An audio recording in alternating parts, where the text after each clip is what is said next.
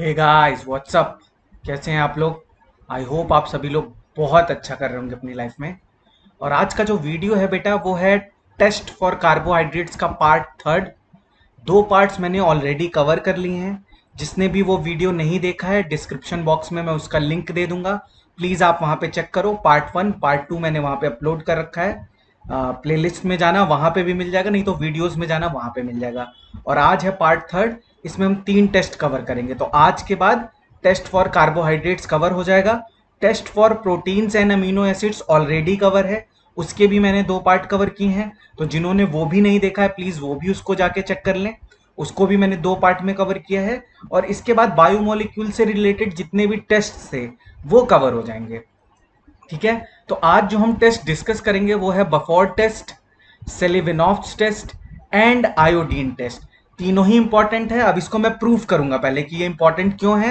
मैंने JEE mains और advance के क्वेश्चन निकाल के रखे हैं ताकि आप एक बार देख लो कि हाँ इससे क्वेश्चन आता है। आपका टाइम वेस्ट नहीं हो रहा है। ठीक है।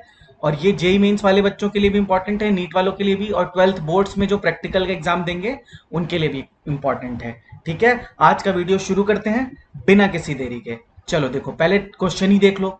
Which of the following test can not be used for identifying amino acids. ये जेई 2019 का क्वेश्चन है।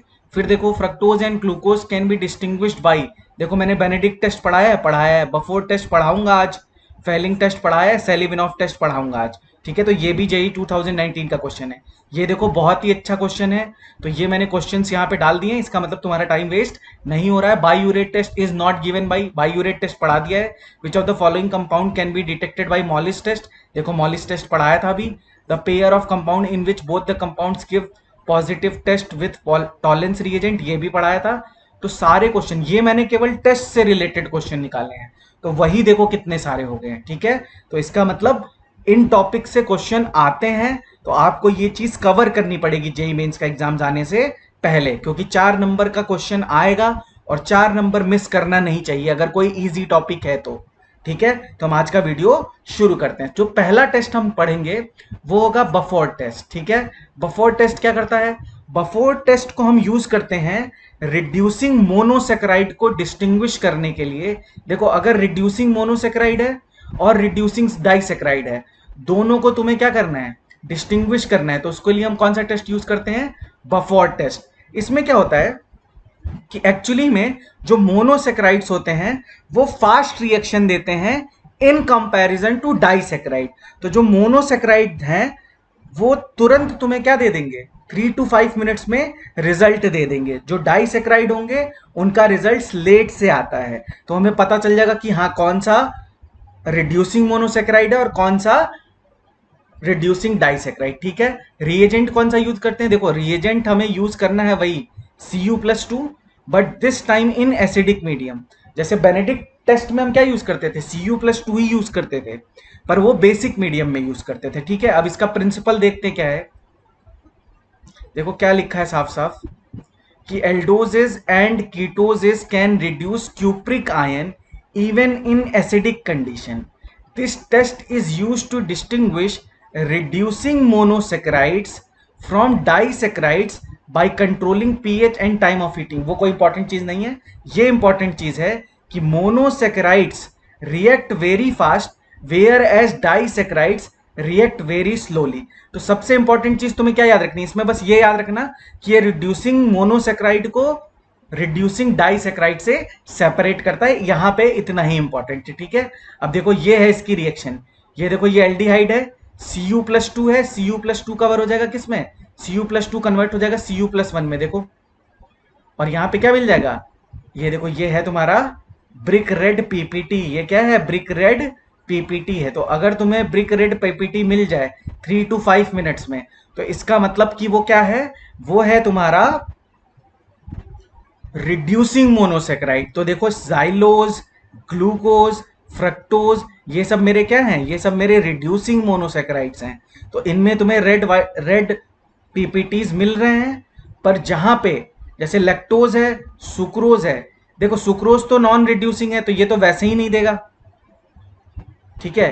ये रिड्यूसिंग होता है बट ये स्लो रिएक्शन देगा। तो 3 to 5 मिनट्स में तुम्हें किस में मिलेगा? 3 to 5 मिनट्स में तुम्हें केवल रिड्यूसिंग मोनोसेक्राइड्स में मिलेगा। और इसमें होता क्यों है ये? क्योंकि जी Cu+1 होता है, ये तुम्हारा बनाता है ब्रिक रेड पीपीटी। ये क्या बनाता है? Brick red PPT. तो इसमें एक्चुअली में क्या हुआ, जैसे तुमने फेलिंग्स टेस्ट पढ़ा था, फेलिंग्स टेस्ट में क्या होता था? रेड ब्रिक पीपीटी बनता था, बट वो किस में होता था? वो होता था बेसिक मीडियम में। ये एसिडिक मीडियम की रिएक्शन है। और इसमें याद रखने वाली चीज क्या है कि जो रिड्यूसिंग मोनोसेक्राइड्स होंगे वो फास्टर रिएक्शन देंगे। तो 3 to 5 मिनट्स में अगर तुम्हें ब्रिक रेड पीपीटी मिल रही है तो इससे क्या क्लियर होता है कि ये तुम्हारा रिड्यूसिंग मोनोसेक्राइड है। ठीक है, इस टेस्ट में बस इतना ही था। अब हम नेक्स्ट टेस्ट उठाते हैं। नेक्स्ट टेस्ट देखो क्या है। Next test is Seliwanoff test. अच्छा, एक चीज याद रखना कि Seliwanoff test is used to distinguish aldoses from ketoses. Aldoses का मतलब जिसमें एल्डिहाइड ग्रुप प्रेजेंट हो, जिसमें एल्डिहाइड ग्रुप प्रेजेंट हो। जैसे मान लो ग्लूकोज हो गया, ग्लूकोज में क्या प्रेजेंट होता है? एल्डिहाइड ग्रुप प्रेजेंट होता है। और बताओ, जाइलोज हो गया, ये सब क्या है? इन सब में प्रेजेंट होता है एल्डिहाइड ग्रुप। और कीटोजेस का मतलब जिसमें कीटोनिक ग्रुप प्रेजेंट हो। तो कीटोन किस में प्रेजेंट होता है? उसका सबसे अच्छा एग्जांपल है फ्रक्टोज। अब मेरी बात ध्यान सुनना, अगर तुम ग्लूकोज को फ्रक्टोज से डिस्टिंग्विश करना है, ठीक है, तो यहाँ पे एक चीज यहाँ पे मेरे ख्याल से मिस हो गया है, उसको मैं लिख देता हूं। रिएजेंट इसका होता है सॉल्यूशन ऑफ रेसोर्सिनॉल, रेसोर्सिनॉल प्लस HCl। मतलब इसकी रिएक्शन मैं कराऊंगा किससे? रेसोर्सिनॉल और HCl से। रेसोर्सिनॉल क्या होता है देखो, फर्स्ट पोजीशन पे OH लगा दो और थर्ड पोजीशन पे OH लगा दो, इसको बोलते हैं रेसोर्सिनॉल। इसको हम बोलते हैं रेसोर्सिनॉल। ठीक है, रेसोर्सिनॉल को HCl के साथ यूज करूंगा तो उसको हम बोलते हैं सेलिविनॉफ्स रिएजेंट। ठीक है, यहां तक किसी को कोई प्रॉब्लम नहीं होनी चाहिए। अब इसका प्रिंसिपल समझो क्या है। इसका प्रिंसिपल क्या है कि जैसे मान लो कोई मेरा, अगर मान लो कोई मेरा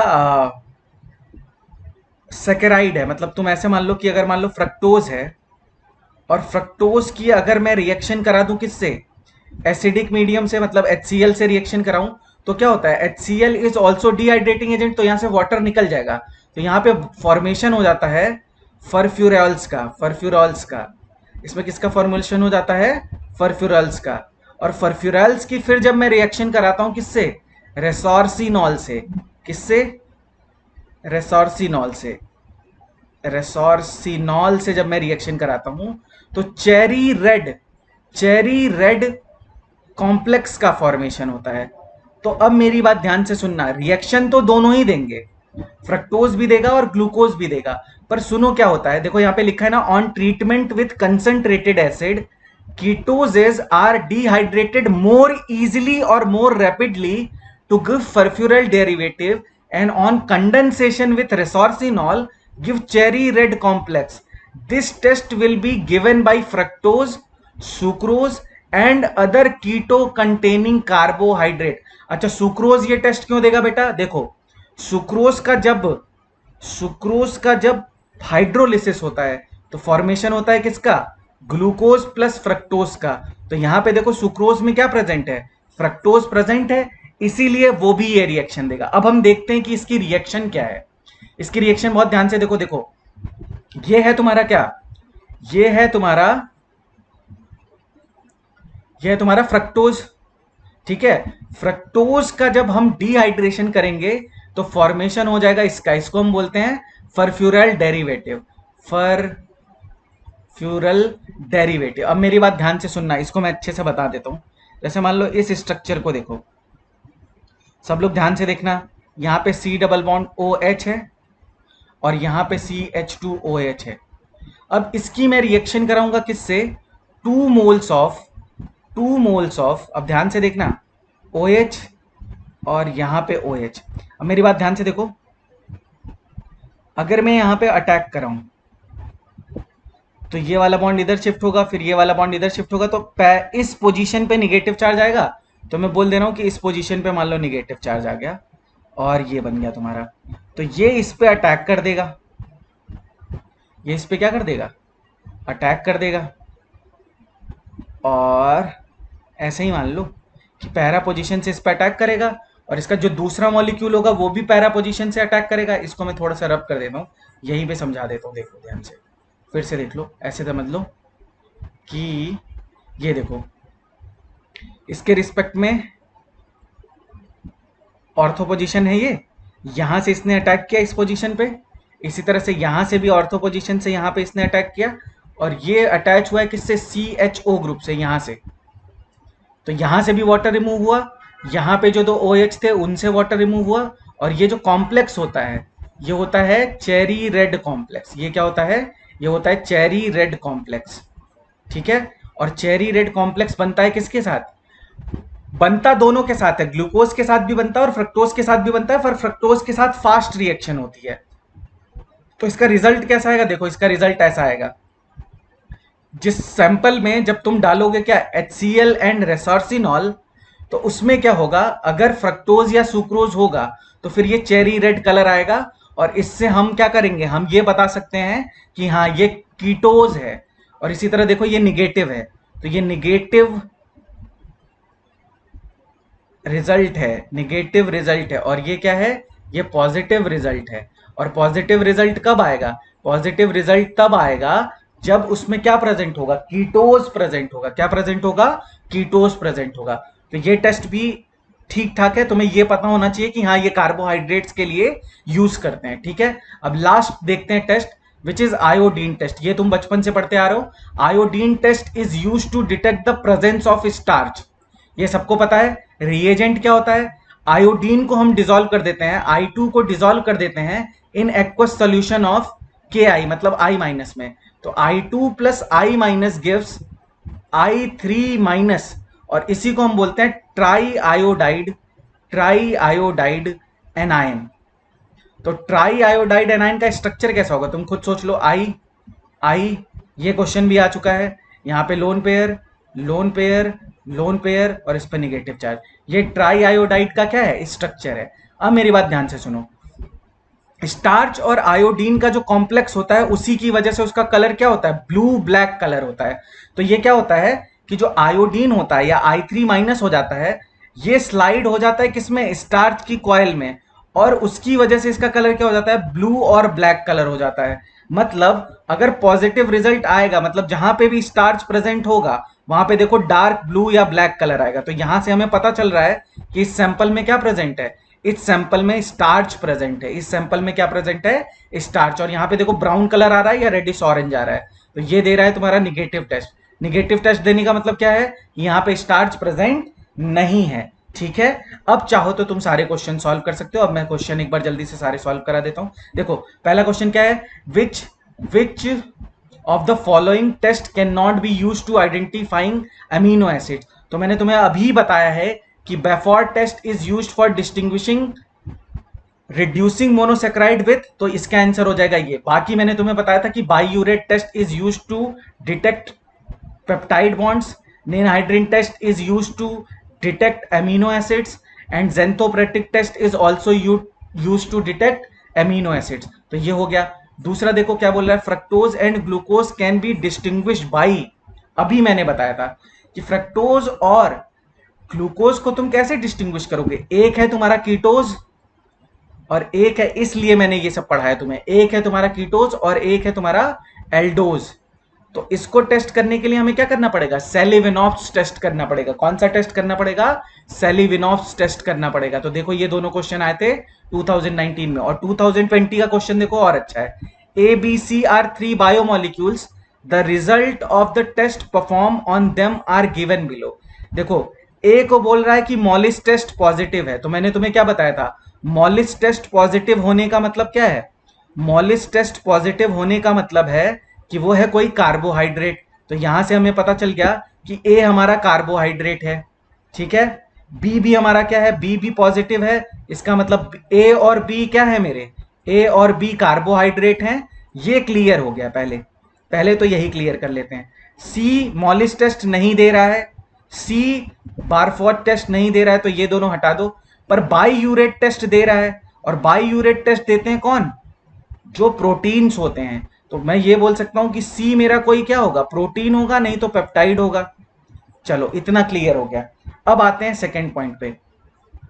ए जो है वो बारफोर्ड टेस्ट के लिए निगेटिव है, पर बी जो है वो बारफोर्ड टेस्ट के लिए पॉजिटिव है। अभी मैंने तुम्हें बताया था कि जो बार फॉयट टेस्ट होता है, जो बार फॉयट टेस्ट होता है वो मुझे क्या बताता है? बार फॉयट टेस्ट बताता है कि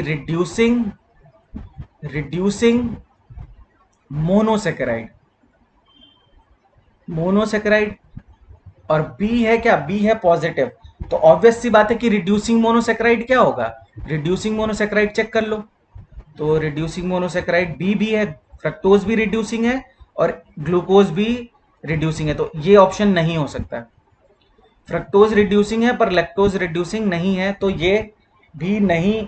और एलिनीन क्या है? एलिनीन इज एमिनो एसिड, और एमिनो एसिड कभी बाईयूरेट टेस्ट नहीं देते हैं, प्रोटीन देते हैं, तो ये आंसर भी गलत हो गया, ये आंसर भी गलत हो गया।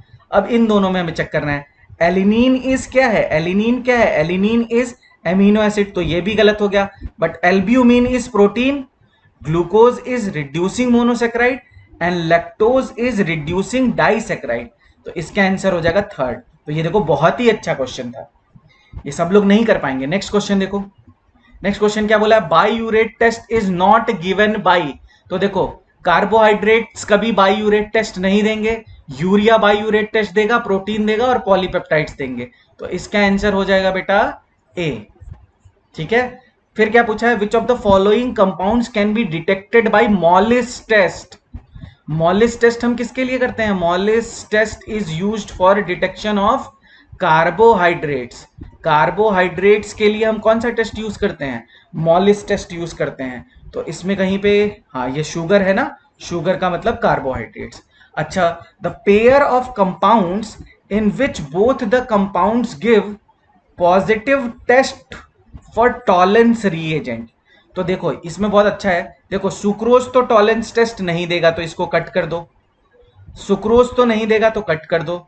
एसिटोफिनोन मतलब CH3C डबल बॉन्ड O, ये हो गया तुम्हारा कीटोन, और ये हेक्सेनल, तो ये दोनों नहीं देंगे। पर glucose and fructose both give positive Tollens test. उसका रीजन मैंने तुम्हें बताया था कि फ्रक्टोज बेसिक मीडियम में क्या होता है? ग्लूकोज के साथ इक्विलिब्रियम में चला जाता है, मतलब टॉटोमेरिज्म हो जाता है, और टॉटोमेरिज्म की वजह से वो क्या बन जाता है? ग्लूकोज बन जाता है। तो एक बात याद रखने वाली क्या है कि अल्फा कीटो या अल्फा हाइड्रोक्सी, सॉरी इसको मैं सही से लिख देता हूं, alpha hydroxy ketones, alpha hydroxy ketones give positive Tollens test, give positive Tollens test, ये बात सबको पता होगी। तो इसका आंसर होगा glucose and fructose. Last question देखते हैं क्या है। देखो क्या बोला है, glucose gives a reddish brown precipitate with Fehling solution. क्या स्टेटमेंट 1 करेक्ट है? बिल्कुल सही है, ये स्टेटमेंट करेक्ट है। हमने पढ़ा था फेलिंग सॉल्यूशन में क्या होगा, ग्लूकोज इज रिड्यूसिंग मोनोसेक्राइड, तो रिड्यूसिंग मोनोसेक्राइड्स क्या होते हैं? रिड्यूसिंग मोनोसेक्राइड्स तुरंत क्या कर देते हैं? रिड्यूस कर देते हैं उसको Cu+1 में, और रेडिश ब्राउन क्या बन जाती है? प्रेसिपिटेट बन जाता है। The reaction of glucose with Fehling solution gives CuO, तो ये पॉइंट देखो गलत हो गया, Cu+2 में है यहाँ, बट एक्चुअली में उसको किस में कन्वर्ट करता है?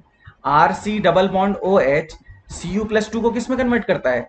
Cu2O plus RC double bond O-Na+। इसका मतलब ये किस में प्रेजेंट है? Cu+1 में प्रेजेंट है, तो स्टेटमेंट 2 इज करेक्ट। तो वहां पे तुम्हें ऑप्शन दिया होगा, उससे मैच कर लेना। आई होप ये वाला वीडियो सबको पसंद आएगा। और आज हमने कार्बोहाइड्रेट्स के सारे जो टेस्ट थे सब कुछ खत्म कर लिया है। अगर जरूरत होगी तो मैं इसका 1 शॉट वीडियो भी बना दूंगा, पर आज के लिए मैं वीडियो को यहीं पे फिनिश करता हूं। Thank you so much for all the love and appreciation. Signing off, bye bye, thank you so much.